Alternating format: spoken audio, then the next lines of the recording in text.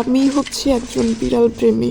মানে পশু পাখি আমার খুবই ভালো লাগে। আমি রাস্তাঘাটে কোনো রাস্তার বিড়াল কুকুর দেখলো আমি তাদের খেতে দিই। আমার কেন জানি অনেক ভালো লাগে। তো এই ভিডিওগুলো যতবার ফেসবুকে ইন করতেছি, টিকটকে ইন করতেছি, যতবার স্ক্রল করতেছি, এই ভিডিওগুলো যতবার সামনে আসতেছে, নিজের অজান্তে কেন জানি কান্না চলে আসতেছে, সহ্য করতে পারতেছি না।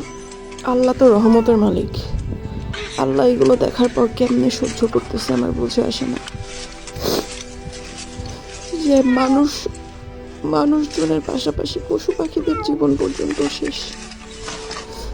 আমরা নিউজে দেখতেছি এত মানুষ মারা গেছে, অত মানুষ মারা গেছে, কিন্তু এর থেকেও হাজার গুণ বেশি মানুষ এখন পর্যন্ত এই ধ্বংসস্তূপের নিচে চাপা পড়ে আছে, যেগুলো লাশও হয়তো বা জীবনে মানুষ পাবে না, খুঁজে পাবে না।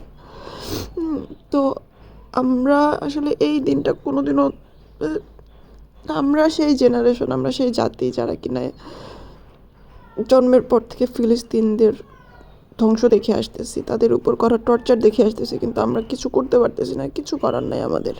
ভিডিওগুলো সামনে আসলেই যখন দেখতেছি যে একটা গর্ভবতী মহিলা রাস্তার উপর তার ডেলিভারি হচ্ছে, একটা বাচ্চা সে বাবা মাকে ছাড়া এতিম হয়ে কান্না করতেছে ক্ষুধার যন্ত্রণায়, ছোট ছোট বাচ্চা বোমার সাথে আকাশে উঠতেছে, মানে এই জিনিসগুলো দেখার পরে মানে কোনো সুস্থ মানুষ ঠিক থাকতে পারবে না।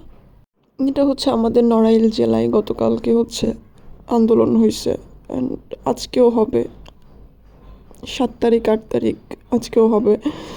তো আমি মনে করি যে শুধু বাংলাদেশ না, পৃথিবীর সব দেশ থেকে যদি সব মানুষ যদি আগায় আসে, তাহলে ইসরায়েলরা কখনোই তাদের এই টর্চারগুলা কন্টিনিউ করতে পারবে না। বিকজ এটা শুধু মুসলিমদের যুদ্ধ না, এটা শুধু মুসলিমরা যে মুসলিমদের হেল্প করবে, মুসলিমরা মুসলিমদের জন্য জাস্টিস চাইবে এরকম না, এটা মানবতার একটা বিষয় আছে। হাজার হাজার মানুষকে তারা মারতেছে, তারা ফিলিস্তিনি, তারা মুসলিম, তার চেয়ে বড় কথা হচ্ছে তারা মানুষ।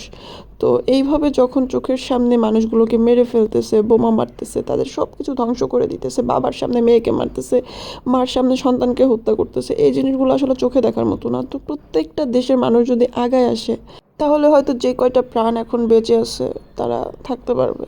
তো আমি হচ্ছে একটা পতাকা বানাইছিলাম ফিলিস্তিনের হয়ে। তো আমি তো যাইতে পারি নাই আন্দোলনে, এই জন্য ওইটা একটা ভাইয়াকে দিয়ে দিছি। যাই হোক, সবাই দোয়া করবেন ফিলিস্তিনিদের জন্য।